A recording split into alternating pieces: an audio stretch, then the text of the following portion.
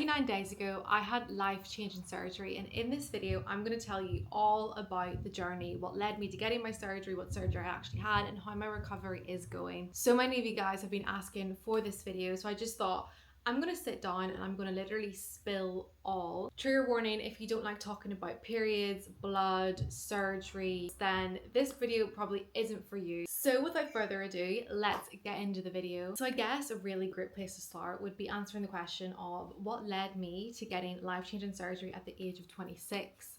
Well, it all started around 5-6 years ago. For context, I'd never really struggled with my periods when I was growing up. Had a very regular cycle. I had the odd period cramp or two, but it genuinely didn't take over my life until I came off the pill in 2021. And it was in that moment I knew that I was in for a long ride. I genuinely overnight had the most heaviest periods, blood clot, painful period cramp, but nothing to the point where I was thinking there's something wrong with me. I'd already known I had PCOS after being diagnosed randomly one day when I was like 14 years of age by a GP. I remember being in so much pain one night that I was literally on fetal position on the floor, rocking backwards and forwards. This is not right. This is not normal. Why am I literally in the fetal position, screaming and crying, almost throwing up in pain? I went backwards and forwards to the GP. They ran a couple of blood tests. They literally said it was probably because you've got PCOS. It's probably just like a cyst. 2023, I ended up in A&E 3 times because the pain that I was feeling was genuinely not normal. And I remember being, waiting for hours and hours and hours and being asked, like, are you sure you're not pregnant? Are you sure it's not just a stomach bug? Are you sure you don't have an IBS attack? And I'm like, if it was an IBS attack, do you think I would be sat in A&E willingly for 9 hours not being seen? It just feeds into the narrative that women's pain is dismissed and undermined and is not truly believed. I remember being shown to a side room, had like a lovely kind of like young student nurse and almost like a consultant kind of man, and they did a really quick ultrasound. They did say on that very first ultrasound, oh, you have fibroids and you have one that is quite large.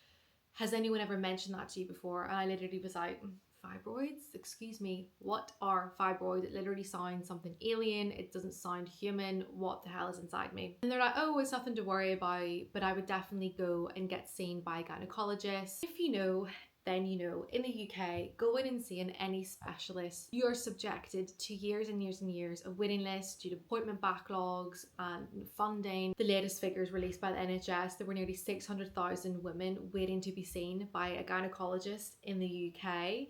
And that just kind of puts it into perspective. That's like the equivalent of like 6 Wembley stadiums of full capacity of women waiting for their voices to be seen. Early winter of 2024, I had my first kind of contact with a gynecologist, and it was for a hysteroscopy, which if you don't know is a camera inside the womb where they can go and see much more accurately rather than just, a stomach ultrasound. It's the most, for me personally, one of the most painful things I've ever had done. It's not given under local anesthetic. I had gas and air and I just sobbed. And anyways, it transpired that I have the fibroid in a location that could mean that it's very difficult for me to get pregnant naturally. Still didn't really hit me exactly what a fibroid was. I got a few leaflets sent home with me. I was told that I could be put into early menopause, this like medication called Ryco. I was like, I'm not inducing early menopause, thank you very much. My fibroid, I think at that time, was measuring around 5.5 centimeters. In the next year and a half that followed, it grew to 13 centimeters. And I have to be completely transparent and completely honest with you. I chose to use private healthcare because I genuinely cannot emphasize enough how much my life was being ruined by my fibroids. It was affecting so many areas of my life. Financially, mentally, emotionally, physically. I genuinely just became a shell of myself. I feel like I can't remember what it feels like to feel like me again. If I hadn't have went down the private healthcare route in 2026 this year, then I actually don't know where I would be. Like, I genuinely don't know where I would be. And for what started in 2022, only finished in 2026 is crazy. 4 years. Four bloody years being at the hands of waiting lists and a very stretched, underfunded healthcare system. So that leads me on to The 26th of May, 2026 was the day that I went in for my open abdominal myomectomy. I literally only had 2 appointments before my surgery. I had my initial consultant appointment with my lovely consultant who's literally incredible, amazing. Then I had an MRI with contrast dye, because ultrasounds are great, but they're not as deep level of detail as MRIs or CT scans. That was a whole experience in itself. That was very, very weird. I've never had an MRI before, and it was determined that I couldn't get keyhole surgery, which is what I'd kind of hoped for. I had to be cut right open because of the location, the size, and it allowed him to have more room when they opened me up. Major surgery as a conscious adult I've never had before, and I'm very much a person who, I'm a very type A person. I like everything under control. I have my little routines. I'm a very active, healthy person. So to go into this and have to go through recovery and experience things that I've never seen or heard or done before was really, really anxiety inducing for me. I obviously knew I had to go through with this, or else I would have troubles conceiving. My life would continue to be an absolute misery. So whilst I knew that it was for the greater good, that still didn't take away from the fact that it was still a very big thing to deal with mentally, and to kind of understand that that was what was going to happen. That's the thing about women's health in general. I feel like it's just not ever looked upon in the same sense of, if I turn around and said to the camera now, I went and had knee surgery, everyone would know that that's like, shit, like that's actually quite deep. The amount of times I had to remind myself and even others, like, this isn't just a little day procedure. This is not a little, oh, they go in, they come out, you're all fine and dandy. Like, this is major operative surgery. In the lead up to the surgery, to sum it up, I was very anxious. One minute I was like high on life. I was like, yes, cannot wait for my new life. And then the next minute I was like flip-flopping between, do I cancel it, do I not? And so I think on like the 14th of May, I went in for my pre-op appointment, bloods taken, I got ECG, full health profile done. That really kind of set everything in motion, because I'm very much a person, if I'll worry about something if I can't mentally picture it in my head. Because I was able to attend the hospital that I was going to stay in. Yeah, I just kind of familiarized myself with the environment. That really, really helped. Best piece of advice for post-op appointments is just soak everything in. Like, soak up the corridors. What does it smell like?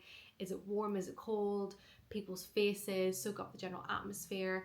And honestly, I cannot fault anything at all in my post-op appointment. If anything, it really did reassure me. Like 12 days to really like lock in mentally. At that time, it was really, really good weather in the UK. There was like a heat wave, so I was able to be in the garden, soaking up the sun. It was also a bank holiday. We had the bank holiday weekend, and then 9 a.m. on the Tuesday morning on the 26th.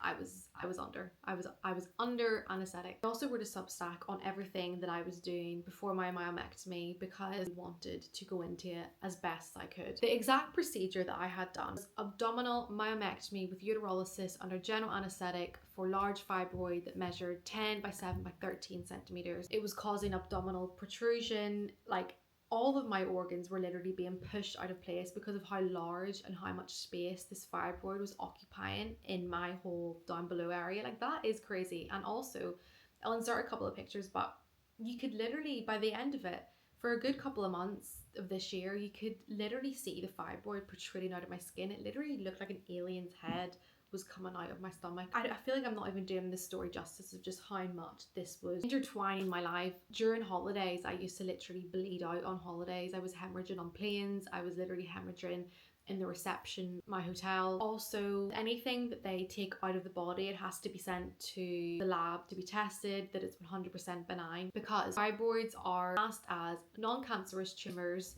in the uterus. But there is a very, very, very rare chance, albeit rare, but it does happen, that fibroids are mistaken for things like sarcoma. This current time of recording, I'm still waiting on the phone call that mine's benign. Part of the procedure, I broke up, brushed my teeth, did my skincare, got my hair slicked back, because there was no way in God's earth was I having a fucking procedure with this bloody hair down. Went into my room, because if you go for private healthcare, thankfully you have your own room, which is gorgeous. I was able to get into my gown and my compression stockings. They were also asking me what I wanted for my lunch that day. Like, it was honestly crazy. And the anaesthetist came round and did a full health check. Then I also met with my consultant, who was just so sweet and he was so calm. And it's just so funny to me that, like, he just rocks up in his car, parks up, goes in, cuts people open and goes home. Honestly, it is just an absolute blessing of a profession to have people like that in the world. I think from around 9 o'clock, I was the second on the theatre list that day. From then, I was just sat waiting to go. I was listening to my music. I was just trying to channel peaceful, calm energy. And then the nurse came and got me. We walked down to the theatre, and that's when my memories start to go a bit hazy, because obviously from there, knocked out. I came out around 1 p.m. All in all, I think the whole thing lasted about 6 hours. My incision is approximately around 10 centimeters. It's a horizontal one on bikini, like my bikini line, because I really pleaded with him. I was like, if we're gonna do this open and you're gonna cut me open, please can we not make this thing as obvious as we can? So he was so good, and the way he did it was just so, I think in my eyes, perfect, because I've never had an open wound before. I've never had a scar before, never had an incision before. So I think my whole thing, half the battle for me was, what the hell is it going to look like? It was a very normal procedure. Nothing really happened. I had very minimal blood loss, which was a major win. However, due to the location of my fibroid, I had to cut into the womb cavity, and unfortunately, you have to have your womb cavity cut. That may mean that you may have scar tissue that grows on it in the future, which could lead to fertility struggles. But you know what? It had to be done. It was practically unavoidable, he said. He couldn't get all the fibroid out without doing that. So he knows what he's doing. I trust it. I remember waking up, I had a catheter fitted. It's kind of pretty standard, because obviously it's because they don't want you getting up and going to the bathroom so soon. I have very little memory of those first 24, 48 hours. It was all just, it was all just a lot. I was in so much pain in this area, but obviously you are going to be in pain because you've just had major open surgery. Nurses were coming in every hour to like inject me here, and it was in that moment my mental health literally went out the window. Didn't get any wink of sleep on the first night, which is kind of standard, I guess. Then I hit the lowest of the low. A nurse came in at like midnight, 1 a.m. and had asked me, had I gotten out of bed yet? And I was like, no. We're like, well, we're gonna get you out of bed, we're gonna get you out, and we're gonna get you standing now. Oh my god. Anyone who's had any stomach surgery, a C-section, anything, will know that it is virtually impossible for you to sit up and get out of bed without screaming the house down because of the pain. You know, there's techniques that they have to show you how to get out of bed. You have to like roll onto your arms, push up from your forearms, and then roll out of bed. And let's just say I managed to roll myself up from bed, attached to all these bloody machines, cling on to this poor nurse's shoulders, and I just wept. I sobbed and sobbed. I was crying out for my mom. Literally just bled everywhere, bled on the floor, the sheets, everything, and sobbed into this nurse's shoulder. I, in that moment, felt really sad. I don't think I'm gonna be able to get through this. Like, I can't see myself getting through this. My heart goes out to anyone who has to go through any repeated surgery. Just so traumatizing and emotional, and it just uses up all inner strength that you've ever acquired in your life. It uses that up. The next morning came round, the physio came round to kind of show me how to walk again, show me how to get up from bed. Oh my god, those first few steps after surgery, I will never ever forget the pain. It was so just, I don't even know how to describe the pain. It was like crampy, nippy, electric shocky in your whole stomach area. You're weak, you're exhausted. I had no sleep. I had in like a day. It was just crazy to me that I was being taught how to get up a set of stairs. Like, I never in a million years did I ever think I would have to be taught that. But that is some of the things that you have to relearn. You do have to relearn how to do your daily movements, because you underestimate how much of your day-to-day life is dominated and kind of controlled by your core muscle. That leads me to what happened when I got home. Now, the typical recovery for an open abdominal myomectomy that I've been advised is you have 6 weeks, essentially not bed rest, but like you're doing very minimal activity, minimal movement, you're kind of taking things very slowly, and then the proper healing can take up to 12 months. So obviously in the grand scheme of things, I'm over 5 weeks, so it's literally just a drop in the ocean of the timeline of myomectomy recovery. Still waiting on that like eureka moment, aha moment, where like I've made it through, because a lot of the symptoms and what I experienced in the early days of recovery at home, I'm still experiencing now. Like, for example, today I've had a good night's sleep, but I've woken up and I just feel so tired. Like, my eyes feel heavy, I feel exhausted, and obviously that's it could be a combination of things. It could be a combination of still recovering from the anesthetic. Definitely week 1, week 2, week 3, I was in the trenches. Like, to be so real and honest, like I experienced so many emotions, all of them negative. I just felt really upset and sad and quite kind of not in control of my reality, not in control of how my body felt, how my body looked. That first night in bed, in my own bed, was just so, it was just brutal, honestly. To even bend down over the bathroom sink and brush my teeth, all skincare went out the window, all personal hygiene went out the window, because it was just so difficult. I had to be aided walking anywhere from the bathroom to the bedroom. I essentially just laid in bed for the first 10 days. My compression socks had to be on 24/7 for the first 2 weeks to stop the blood clots. Obviously, if you're not moving, you've just had surgery, blood clots are bound to happen. Also had to continue on with my 7-day blood thinning injection course at 9 p.m. every night. I had to inject my thigh, which, oh, for someone who says they've got a good pain threshold, the blood thinning injections are just another level, and it was something that I dreaded every single night. I had my first shower within like 2 days of coming home, which is really difficult because we have a shower in a bath, so obviously you have to step over the side of the bath, and like, oh, I needed help doing that. I needed help in the shower. I needed someone to wash me. 100% recommend anyone who's going for a myomectomy to have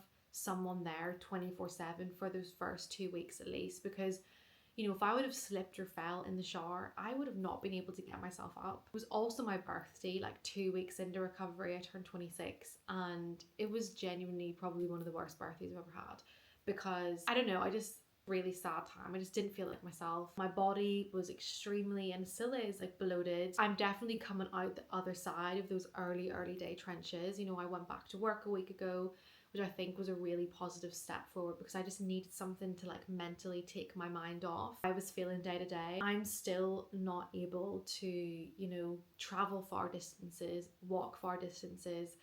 My body will literally tell me, okay, you've done too much. I'll also link down below my TikTok, which is where I've been sharing kind of all the specific things in recovery that have helped me. I shared a video the other day of like the 9 essential things that you'll use and actually need in your myomectomy recovery. And yeah, I really hope that you found this video interesting, informative. Any questions on anything to do with fibroids, myomectomies, the surgery, the recovery, comment them down below. I'll be obviously more than happy to answer them, because I just want to make every woman out there navigating their women's health condition feel seen, heard and supported on my page, because if no one else is going to do it, then who is? It's taken a lot for me to film this video, because a lot of it does bring back some negative kind of memories and connotations of kind of those early days, but I genuinely, videos like this are important because they are there for the purpose of educating others and making others feel more informed.